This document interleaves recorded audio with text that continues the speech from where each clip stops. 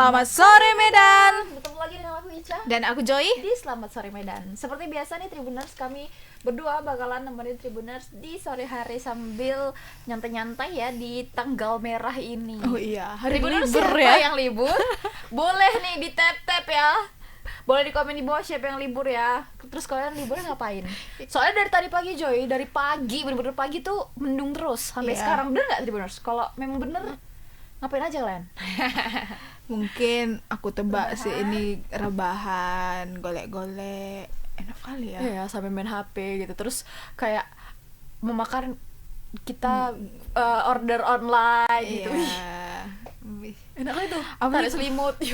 Apalagi kalau tinggal di kampung gini kan, masih asri nengok yang hijau-hijau. Iya, santai di ladang. Wah. Kami nggak apa-apa Tribuners. Biarlah kami untuk memberikan informasi yang menarik kepada Tribuners. Ya, kami rela lah ini, kami pun hari merah ini kami tempuh lah ya Tribuners ya. Iya, masa nanti di hari libur mereka nggak dapat berita kan? Iya.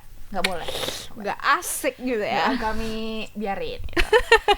Nah, Tribuners, di berita pertama nih Joy ya, kita ada kabar korban kecelakaan kereta api di perlintasan di Jalan Marah Rusli nih, ini di daerah Kelurahan Selawan, Kecamatan Kota Kisaran Timur ya, di Kabupaten Asahan. Kini telah disemayamkan di rumah duka di Jalan Diponegoro, Kecamatan Kota Kisaran Barat, Kabupaten Asahan. Nah, korban ini merupakan dokter nih Joy. Namanya itu Dokter Osinta Silayan, dikenal sebagai pribadi dan pelayan yang baik bagi masyarakat semasa mengabdi di Puskesmas Meranti. Hal tersebut diungkapkan langsung oleh rekan-rekan kerjanya yang hadir di rumah duka.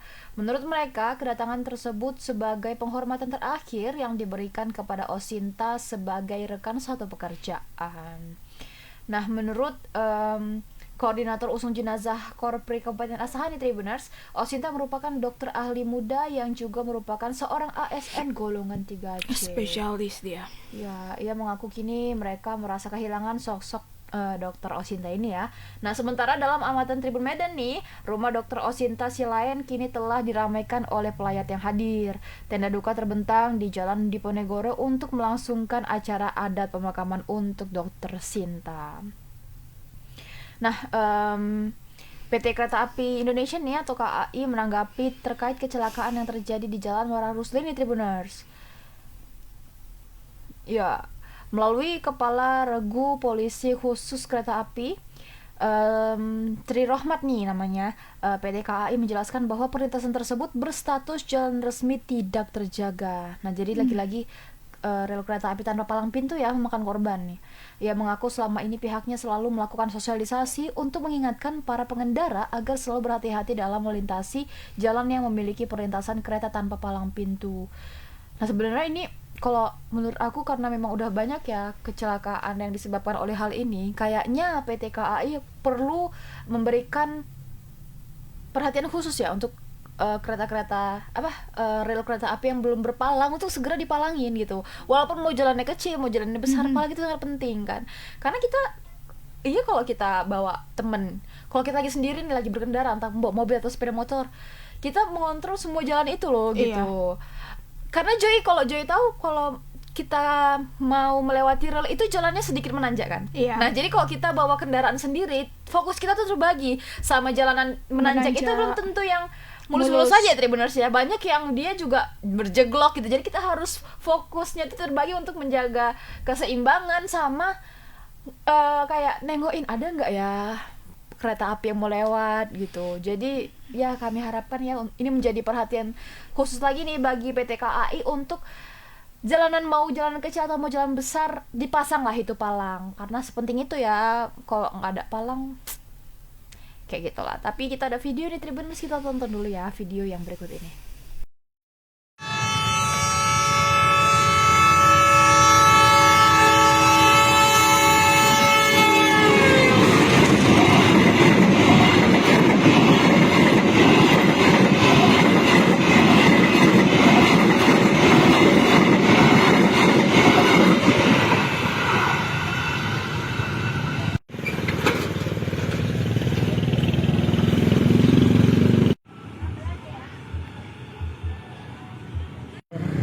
Bang, dari pihak pengamanan Polsuka Bang sudah membuat himbauan seperti ini Bang.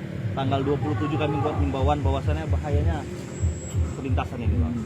Jadi kita berikan himbauan, tapi kita tidak tahu Bang, yang hilang siapa yang mencuri kita nggak tahu Bang. Jadi kita buat kembali Bang untuk keselamatan lagi Bang. Kalau untuk faktor jalan ini, palang itu gimana ya? Status jalannya ini apa ini? Status jalan ini resmi tidak terjaga Bang. Tapi tadi informasi dari pihak Baltek atas nama Bang Dede, 1 hari sebelum kejadian itu sudah dikonfirmasi untuk pembuatan palang Bang. Tapi apa hasilnya kita belum tahu Bang. Dari pihak kereta api masih mengupayakan Bang untuk supaya bisa jadi palang Bang. Oke. Dipukul ya, nggak dipukul ya syukur. Upacara selesai. Barisan dibubarkan.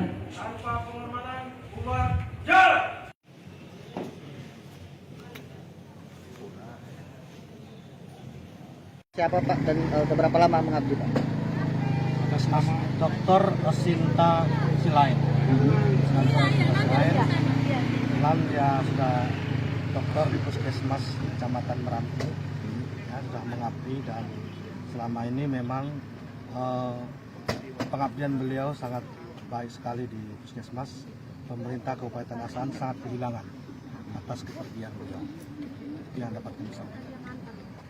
Pak, untuk kepribadian dia Pak selama bekerja atau selama bergabung dengan Korpi Pak, bagaimana Pak Bapak melihatnya Pak? Itu loh, kami katakan sekali lagi, Dr. Sinta Silain ini memang mempunyai jiwa pengabdian yang tinggi kepada masyarakat. Ya. Karena itu kepergiannya sangat kami merasa kehilangan. Mudah-mudahan ya, Tuhan menerima beliau di sisinya dengan baik. Oke, jadi sebenarnya PT KAI sendiri tuh sudah menyiapkan ini ya Joy, apa tadi kayak Baliho. spanduk gitu ya, baliho. Nah ternyata tercopot gitu ya, nggak tahu nih dicopot atau gimana ceritanya benar, tapi baliho itu pada saat kejadian nggak ada ada lagi. di situ, dan ternyata jalanan itu sedang proses untuk Pembuatan palang ya, karena memang jalanan resmi tidak terjaga tadi statusnya. Oke Tribuners, untuk informasi lebih lengkapnya kita sudah terhubung bersama reporter kita di lapangan. Halo Bang siapa nih? Bang Alif ya? Ya, halo Kak Joy, halo Kak Ica, Halo, selamat sore Medan. Bang Alija. Alif Pak. Bang Alif, Alif. sorry. Oke, Bang Alif. Nah, ini Bang, untuk kejadiannya itu pada tanggal berapa ya Bang? Kejadian tabrakan ini? Ya, terima kasih Kak Ica. Kejadian tersebut terjadi pada Selasa 18 Juli 2023 atau semalam, di mana mobil yang dikendarai oleh Dr. Osinta ini mengalami kecelakaan di jalan Mara Rusli atau yang biasa disebut Pasar Lama, kontra dengan kereta api Sri Bilah yang jurusan Rantau Prapat menuju Kota Medan gitu Kak. Dari Rantau Prapat menuju Kota Medan. Udah katanya Bang, balihonya itu dicopot ya Bang? Ya, tadi saya sempat konfirmasi ke pihak PT KAI melalui Polsuskanya. Mereka mengaku memang sudah melakukan sosialisasi menggunakan dengan baliho ataupun juga kadang-kadang menegur para pengendara gitu Kak. Namun baliho tersebut sering hilang atau dicopot oleh orang yang tidak bertanggung jawab gitu Kak. Sehingga setelah kejadian semalam mereka melihat baliho yang biasa dipasang mereka itu sudah hilang gitu Kak. Maka tadi siang mereka memasang kembali untuk menghimbau agar masyarakat tetap berhati-hati di perlintasan kereta api tanpa palang gitu Kak. Oke. Nah, untuk jasadnya dokter siapa tadi? Osinta ya? Osinta. Dokter Osinta ini apakah sudah dimakamkan, Bang?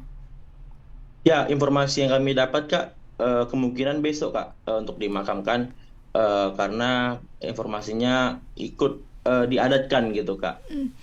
Bang, ini posisi kecelakaan Dr. Osinta ini, apakah dia mengendarai mobil hanya dia sendiri yang melintasi rel kereta api, atau sebelumnya memang udah ada kendaraan namun sudah lewat, bagaimana Bang?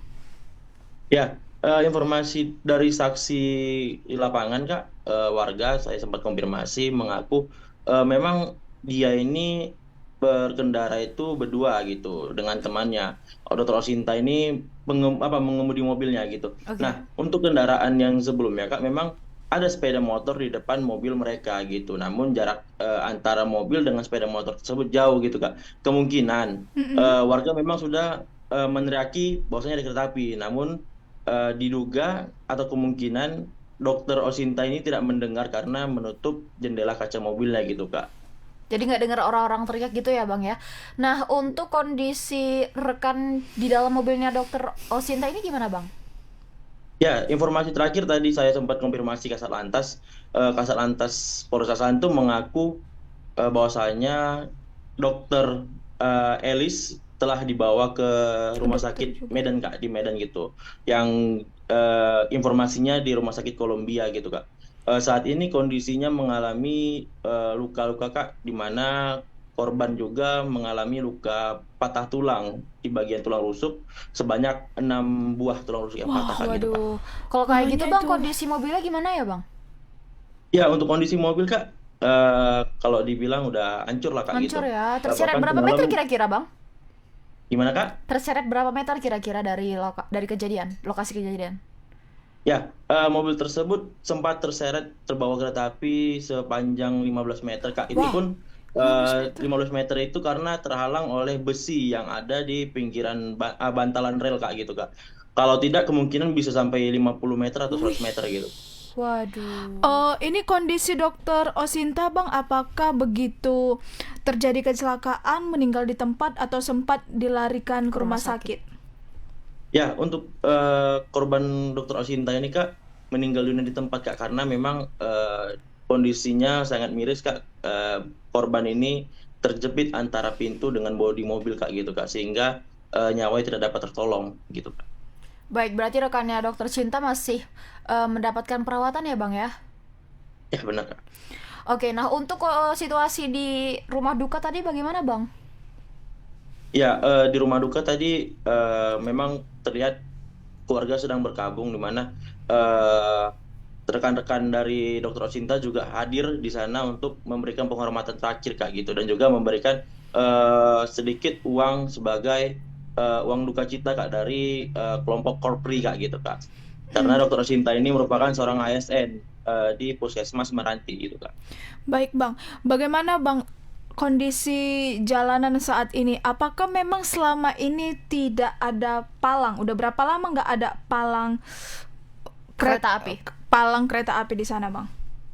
Ya, informasi yang saya dapat Kak, memang perlintasan ini belum pernah ada palangnya gitu Kak.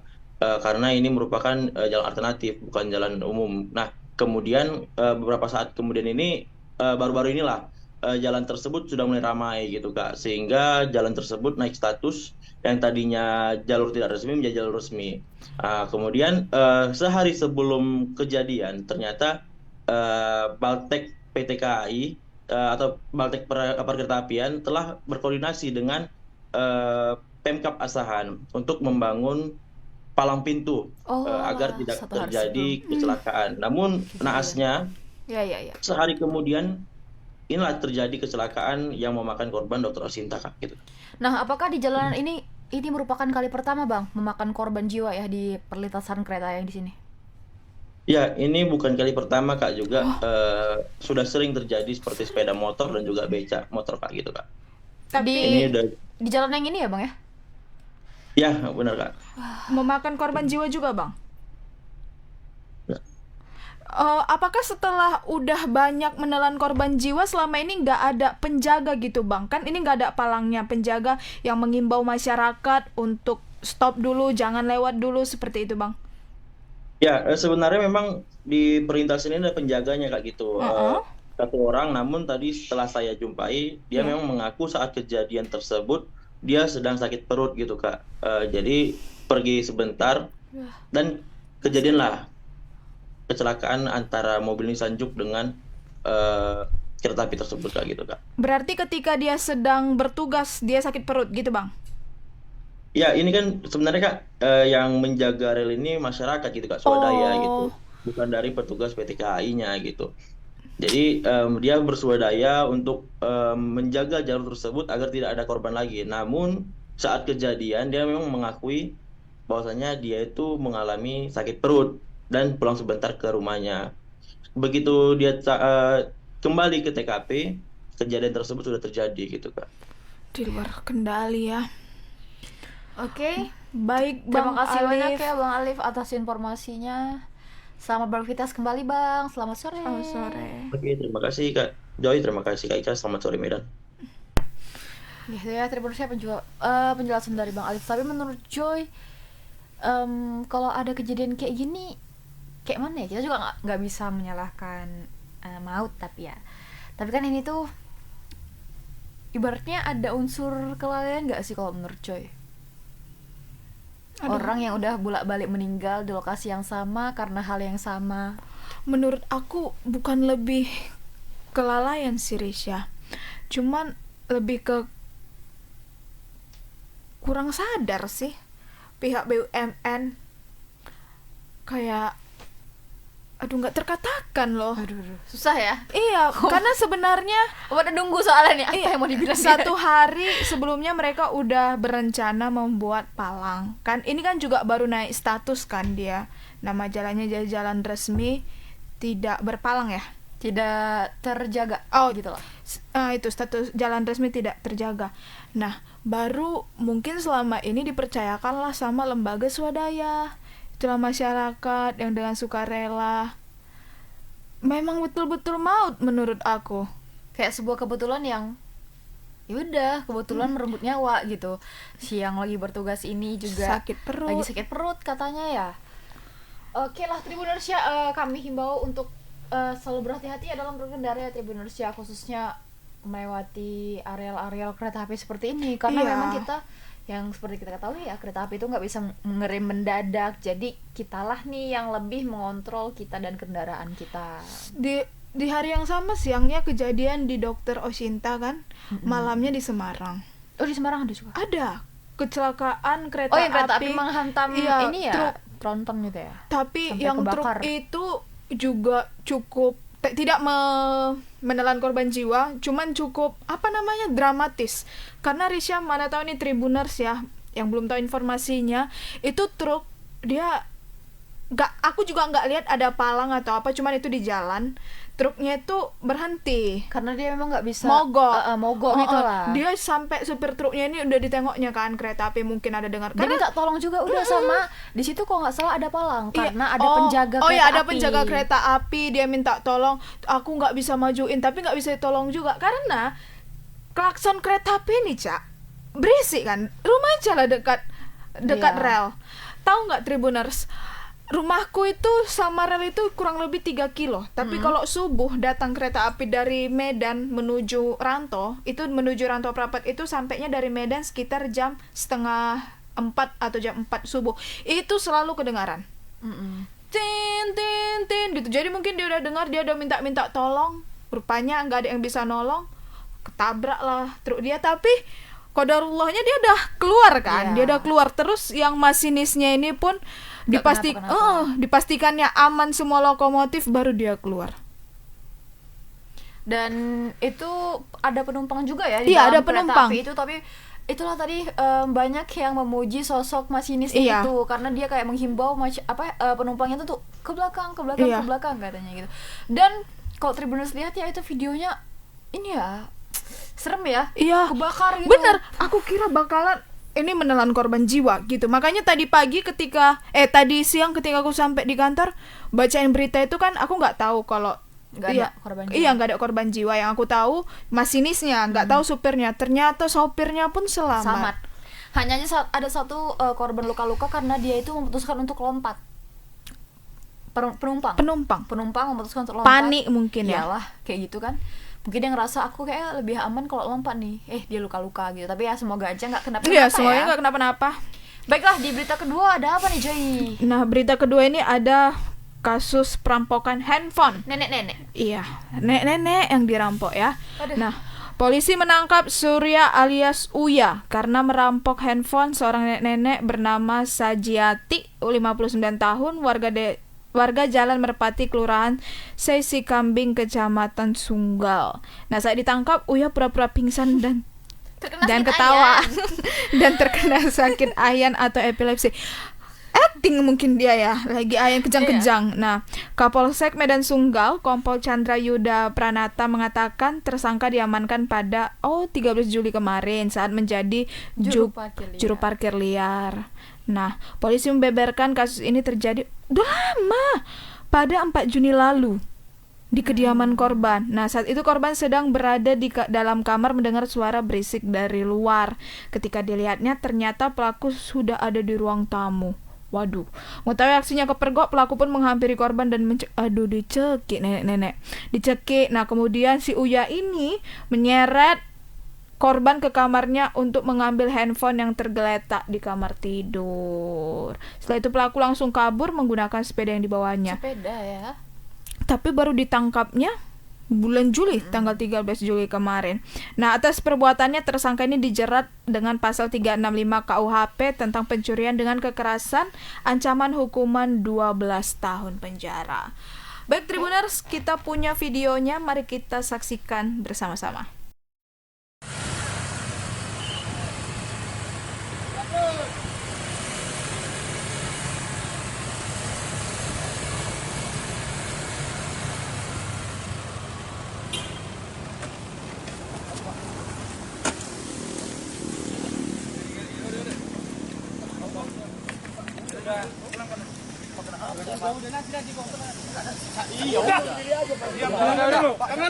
Ngapain lu, Pak?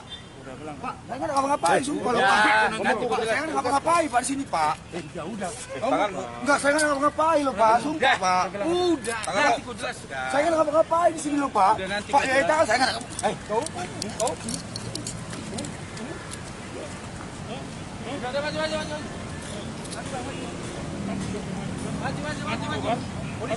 Kau. Udah kau. Udah. Mau ngelawan kau? Hah? Double. Double.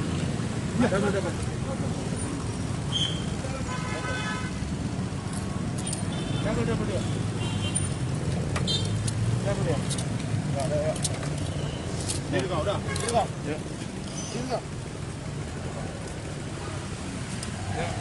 Diri kau. Naikkan mobilnya.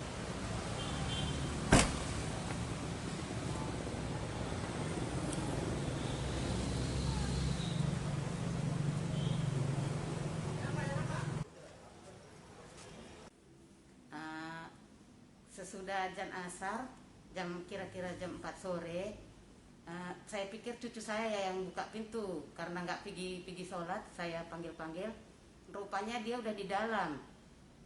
Saya bilang, siapa kau, ngapain kau kesini? Langsung saya dibukanya, diseretnya ke kamar, diambilnya HP, baru dia pergi. Siapa yang bekap nih? Si Uya itulah. Jadi apa aja yang diambil nih? HP.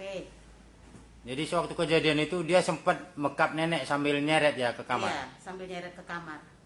Sempat minta tolong, Nek? Sempat. Ada yang bantu? Di luar jumpa Purba, tapi Purba nggak tahu bahwa itu apa, karena pintu agak ditutup, dia keluar dengan santainya. Kenal nenek sama pelaku ini? Kenal. Tetangga atau gimana, Nek? Tetangga, satu gang. Bang, bisa dijelaskan penangkapan pelaku pencurian yang diamankan di daerah tersebut, Bang? Ya, kita kemarin berhasil mengamankan satu orang tersangka yang mana sesuai dengan perbuatannya melakukan tindak pidana pencurian dengan memasuki rumah korban, kemudian dia tersangka tersebut menyekap korban dan membawa hasil curiannya berupa handphone. Pada saat penangkapan sempat ada perlawanan dari pelaku. Sempat ada perlawanan dengan pelaku, tapi alhamdulillah kesiapsiagaan unit Reskrim Polsek Sunggal berhasil mengamankan terduga tersebut. Pasal yang diterapkan, Bang, dari pelaku? Pasal pencurian. Ya itu ya. Ada korbannya juga tadi, nampak juga kayak mana dia pura-pura ayahnya itu Tribuners. Tapi kurang lama tadi ya kita nengok dia, tapi langsung putih mata tadi naik ke atas tuh. Gitu ya. Ini kita sudah terhubung dengan Reporter kita di lapangan, ada Bang Freddy. Sambo. Halo Bang Freddy. Halo Halo, Bang Troy, Freddy. Tisha. Oke Bang, ini bagaimana Bang bisa sampai lama kali dari Juni ke Juli baru dia tertangkap? Padahal korban Ya, mengenali ya ya, pelakunya. jadi terduga pelaku itu selama ini kabur karena mungkin juga berpindah-pindah tempat kan tidak ada pekerjaannya.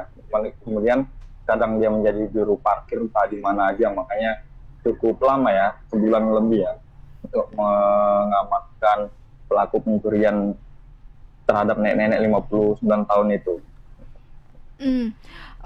Jadi Bang, ketika dia ditangkap, handphonenya udah gak ada lagi lah ya? Tadi jual. Ya, handphonenya berhasil diamankan itu kalau tidak salah itu iPhone 6 ya, berikutnya itu. Oh, Yang berarti barang diambil. buktinya tadi belum dia jual ya, Bang? Sepertinya sudah dijual tapi dapat lah. Oh, Gitu. dapat. Oh, berarti Dapat, dapatnya dari penadah Penada. ya, bukan dari abang ini. Ya, jadi barang buktinya itu ada handphone dan sepeda BMX ya yang digunakan oleh BMX. pelaku datangi rumah korban gitu. Jadi memang kejadiannya ini adalah sekitar bulan Juni ya, tanggal 4 tuh sore. Saat itu nenek ini mendengar suara berisik-berisik gitu dari dalam kamar, kemudian dia keluar. Awalnya dia mengira itu adalah cucunya, kemudian ketika dilihatnya ternyata pelaku sudah berada di dalam rumah. Kemudian karena kepergok itu kan pelaku langsung mencekik nenek ini dicekik, kemudian diseret ke kamar. Nah disitulah melihat ada handphone tergeletak, itu langsung diambil, kemudian pelaku langsung kabur gitu. Jadi nenek ini sempat dibekap ya, karena apa? Tapi beruntung dia tidak sampai meninggal ya. Oke, nah pada saat kejadian itu Bang kan disempet dicekik sampai sesak nafas gitu. Nah, apakah setelah itu nenek tersebut mengalami ada luka lain kah atau dia sempat dilarikan ke rumah sakit atas kejadian itu? Ya, sepertinya tidak sampai dibawa ke rumah sakit, tapi seperti ada bekas luka mungkin lehernya karena dicekik itu kan oleh pelaku, jadi tidak sampai dibawa ke rumah sakit ya. Pada saat kejadian si korban ini sendirian Bang di rumah? Ya, informasinya saat kejadian korban sendirian, tapi memang saat itu juga lagi sepi sehingga tidak ada yang menolong. Pada pukul berapa Bang kira-kira kejadiannya? 16 sekitar pukul 4 sore ya. 4 sore ya? 4 sore. Tetangga-tetangga gitu apa? Nggak ada yang mendengar neneknya teriak atau gimana Bang? Tidak ada, jadi saat itu tidak ada tetangga, makanya nenek tidak bisa teriak minta tolong. Makanya pelaku dengan santai dia datang menggunakan sepeda dan pergi juga membawa sepeda itu. Tadi seperti tidak ada kejadian. Keseharian pelaku ini dia bekerja sebagai apa Bang? Bagaimana dia kesehariannya?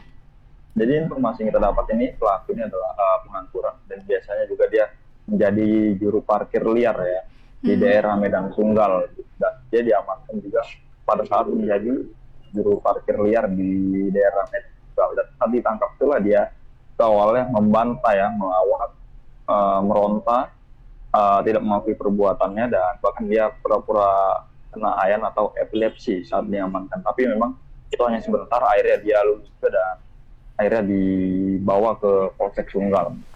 Nah sejauh ini Bang untuk barang bukti itu hanya handphone dan sepeda BMX saja ya Bang, nggak ada kamera CCTV kah? Iya, sejauh ini hanya itu aja, sepeda dan handphone itu. Jadi kekuatannya pelaku terancam kurungan kurang lebih paling lama 9 tahun ya. 9 tahun. Nah berarti si korban ini membuat laporan atas apa ya Bang? Ibaratnya kronologi ya, karena kan dia nggak punya barang bukti nih yang dibawa. Jadi dia membuat laporan itu, laporan pencurian karena rumahnya sudah dimasuki maling dan handphonenya itu sudah diambil. Nah kalau bukti itu polisi lah yang mencari barang bukti itu, mereka baru kemudian mencari barang bukti untuk memfaktakannya. Tapi sejauh ini hanya handphone iPhone 6 tadi ya Bang? Iya, yang iPhone 6. dibawa. Iya, Risha. Oke.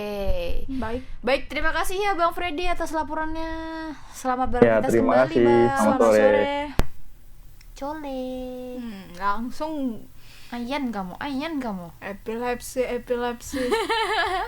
Tapi tadi dia awalnya Joy maksudnya dia tuh lagi biasa dia mau parkir gimana nengok jalan, tiba-tiba ada beberapa orang ya, beberapa sepeda motor, dia Bis panik, untung ada diginiin. Kalau nggak lari tuh mungkin. Lari tuh kayaknya tuh. Dipiting dulu dia modelnya. Makanya dari tadi dia dipiting karena dia tuh melawan terus ibaratnya. Tiba-tiba Menggewiting putih dia. matanya. Tiba-tiba epilepsi dia. Epilepsi rupanya. Oke lah. Di berita terakhir ada apa nih Joy? Ini tentang Della Puspita Yang pernah kita bawain juga Iya. ya. Kemarin kita bawainnya dia tuh lagi berbunga-bunga, berbahagia. tapi ada yang mengusik ya, yang Iya. mengaku sebagai istri sah si suaminya ini. Nah, apa kabar terbarunya? Kabar terbarunya, ini Della Puspita berantem nih katanya. Hah, sama Nah, sama Arman Wosi, si suaminya. suaminya. Baik. Nah, jadi Della Puspita ini mengungkapkan kondisi pernikahannya dengan Arman Wosi. Baru 2 bulan nih Tribuners menikah secara siri. Della Puspita menyebut mulai ada permasalahan yang menghampiri rumah tangganya. Nah, tapi si Della Puspita ini sebenarnya agak malu menceritakannya di medsos. Kayak baru 2 bulan loh dia nikah siri, baru berbahagia berbunga-bunga dilabrak sama istri sah kan. Ada masalah pula. Iya, abis itu. nah Della Puspita menyayangkan sikap Arman Wosi ini yang mengaku sering mendapatkan ancaman dari sang suami. Arman Wosi nggak segan untuk membongkar aib pernikahan mereka ke media sosial saat cekcok. Aneh ya? Bukan ke media sosial, ke media katanya saat ada cekcok. Jadi semua tentang si Della ini diancam akan diumbar sama Arman Wosi nih Tribuners. Dia bilang, nah Kok jadi berkonflik ya Tribuners ya? Menurut kalian gimana? Kalian tap-tap layar sambil komen ya Tribuners ya? Sampai dibilang si Della, kayak gini kah menjaga marwah istri katanya. Karena aku pun nggak tahu ya permasalahannya macam mana. Entah hal-hal yang nggak perlu dipublikasikan dia. Nah, tiap marah semua media di DM katanya supaya Kata suaminya ya? Kata Della. Iya, maksudnya suaminya ini nge-DM media, mungkin media-media gosip lah kayak Lambe Turah atau yang lain-lainnya kan. Terus dia ini merasa kayak gini rupanya mempertahankan rumah tangga, kata si Della. Nah, Della pun mengklaim dirinya sudah memiliki bukti ancaman yang dilayangkan oleh Arman Wosi. Semua chatnya ini dia simpan. Nah, sayangnya Della Puspita ini nggak mengungkapkan apa akar permasalahan dengan Arman Wosi hingga terjadi pengancaman tersebut. Benar, sangat disayangkan. Itulah yang dia katanya malu mengungkapkan ke medsos. Ini sebenarnya bukan konsumsi publik. Oh ya, konsumsi publik katanya. Nah, selain membongkar tentang ancaman, nah si Della ini juga kedapatan sudah menghapus foto-fotonya yang dia upload saat berbunga-bunga kemarin itu. Masih merencanakan mau bulan-bulan Iya, gimana? honeymoon ya. Ini kita ada videonya, kita tonton dulu ya Tribuners. Della Puspita belum lama ini melontarkan pujian setinggi langit terhadap sang suami Arman Wosi. Ia melabelinya sebagai sosok pemimpin rumah tangga idaman. Beliau idaman sempurna, yang pasti beliau ini yang terbaik dari lelaki yang pernah aku kenal. Beliau insya Allah selalu menjadi yang terbaik, ujar Della Puspita. Namun, hari ini Selasa 18 Juli 2023, semuanya berubah. Lewat Instagram, Della Puspita mengatakan bahwa hubungan dengan Arman Wosi mulai bermasalah.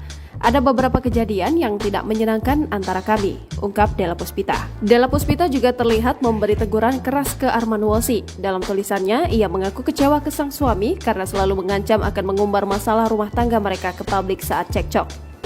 Semua tentang aku yang dia tahu akan diumbar ke media. Perbuatan yang dia minta aku lakukan juga akan diumbar ke umum. Beginikah cara menjaga marwah istri? Tulis Della Puspita dalam unggahannya. Tiap marah semua media di DM, supaya apa? Untuk apa? Apa begini cara suami mempertahankan rumah tangga? Sambung sang pesinetron.